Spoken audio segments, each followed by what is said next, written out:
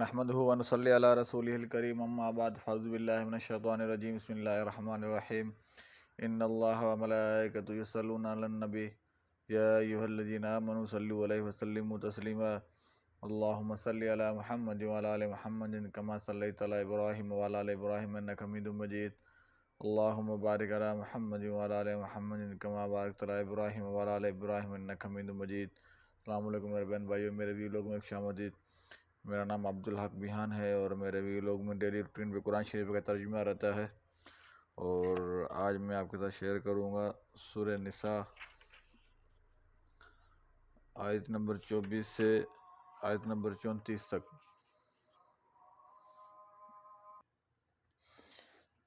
سورہ نساء کی 24 نمبر آیت سے لے کر 34 آیت تک انشاءاللہ اللہ تعالیٰ ہمیں اس پر عمل کرنے کی توفیق عطا فرمائے۔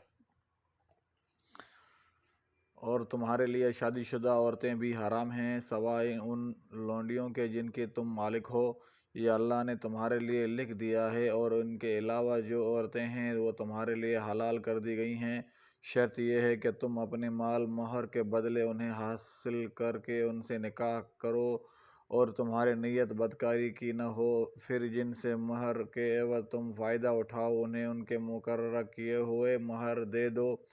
اگر تم مہر مقرر کر لینے کے بعد اس میں کمی بیشی پر راضی ہو جاؤ تو تم پر کوئی گناہ نہیں، بے شک اللہ خوب جاننے والا بڑی حکمت والا ہے۔ اور تم میں سے جو شخص آزاد مومن عورتوں سے نکاح کرنے کی طاقت نہ رکھتا ہو، وہ تمہاری ملکیت مومن لونڈی میں سے کسی لونڈی سے نکاح کر لے، اور اللہ تمہارے ایمانوں کا حال خوب جانتا ہے۔ تم سب ایک ہی گروہ کے لوگ ہو، تم میں برتری کا معیار صرف ایمان ہے، پس تم ان کے مالکوں کی اجازت سے ان سے نکاح کر لو اور انہیں دستور کے مطابق ان کے مہر دو، جبکہ وہ نکاح میں لائی گئی ہوں بدکاری کرنے والی نہ ہوں اور نہ چوری چھپے آشنا بنانے والی ہوں۔ پھر جب وہ نکاح میں آ جائیں اور اس کے بعد وہ بدکاری کریں تو ان کی سزا آزاد عورتوں کی سزا کا نصف ہے۔ یہ اجازت تم میں سے اس کے لیے ہے جس سے گناہ کی راہ پر چلنے کا اندیشہ ہو، اور اگر تم صبر کرو تو تمہارے لیے بہتر ہے، اور اللہ بہت بخشنے والا بڑا رحم کرنے والا ہے۔ اللہ چاہتا ہے کہ تمہارے لیے یہ معاملات کھول کر بیان کریں اور تمہیں تم سے پہلے کے نیک لوگوں کی راہ پر چلائے اور تم پر توجہ دے، اور اللہ خوب جاننے والا حکمت والا ہے۔ اور اللہ تم پر توجہ دینا چاہتا ہے، اور وہ لوگ جو اپنے خواہشات کی پیروی کرتے ہیں وہ چاہتے ہیں کہ تم حق سے بہت دور ہو جاؤ۔ اللہ چاہتا ہے کہ تمہارا بوجھ ہلکا کر دے، اور انسان بہت کمزور پیدا کیا گیا ہے۔ اے لوگو جو ایمان لائے ہو، تم آپس میں ایک دوسرے کے مال ناحق نہ کھاؤ، مگر یہ کہ آپس کی رضا مندی سے تجارت ہو، اور تم اپنے آپ کو قتل نہ کرو، بے شک اللہ تم پر بہت رحم کرنے والا ہے۔ اور جو شخص سرکشی اور ظلم سے ایسے نافرمانی کے کام کرے گا تو اسے ہم جلد آگ میں ڈال لیں گے، اور یہ اللہ کے لیے بہت آسان ہے۔ اگر تم بڑے گناہوں سے بچو گے جن سے تمہیں روکا جاتا ہے تو ہم تمہاری چھوٹی چھوٹی برائیاں تم سے دور کر دیں گے اور تمہیں عزت کی جگہ میں داخل کریں گے، اور تم اس مقام و مرتبے کی خواہش نہ کرو جس کے باعث اللہ نے تم میں سے بعض کو بعض پر فضیلت دی ہے۔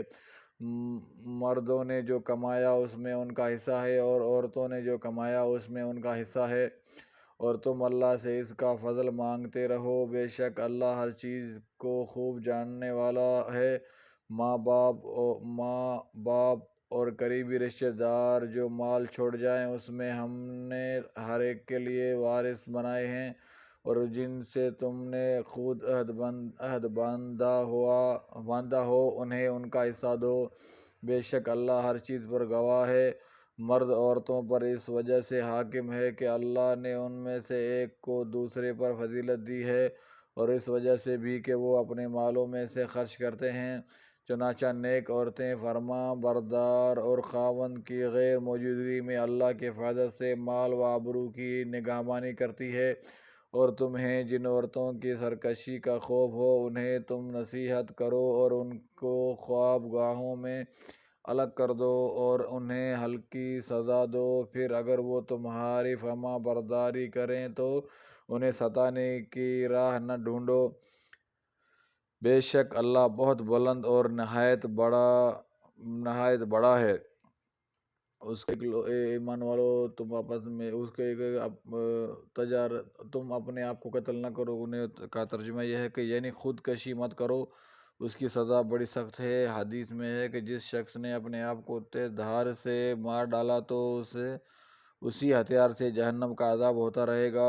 نیز آپ صلی اللہ علیہ وسلم نے فرمایا، جو شخص اپنا گلا گھونٹ کر اپنے آپ کو قتل کر لے وہ جہنم میں اپنے گلا گھونٹتا رہے گا، اور جو خود کو کسی آلے سے مار لے وہ جہنم میں ہمیشہ اسے سے اپنے آپ کو مارتا رہے گا۔ البخاری الجنائز باب نمبر 83 حدیث نمبر 1363 1365۔ اس میں کبیرہ گناہوں سے بچنے کی تاکید ہے۔ مزید ملاحظہ، اللہ تعالی ہمیں صغیرہ کبیرہ گناہوں سے بچائے اور ہمارے صغیرہ کبیرہ گناہ جو ہو چکے اللہ ہم سب کو معاف کرے، اور اپنے اہل عیال کے ساتھ اچھے رویے رکھنے کی توفیق عطا فرمائے، اپنے ماں باپ کی عزت احترام خدمت کرنے کی توفیق عطا فرمائے۔ اللہ تعالیٰ ہم سب کے گناہ معاف فرمائے۔ اللہ تعالیٰ بے اولادوں کو صالح اولاد دے، جن کو اولاد ہے ان کو ماں باپ کی عزت احترام خدمت کرنے کی توفیق عطا فرمائے، بے روزگار کو رزق حلال عطا فرمائے، بیمار کو شفا عطا فرمائے۔ انشاءاللہ دوسرے ویڈیو میں پھر ملاقات ہوگی۔ السلام علیکم و رحمۃ اللہ وبرکاتہ۔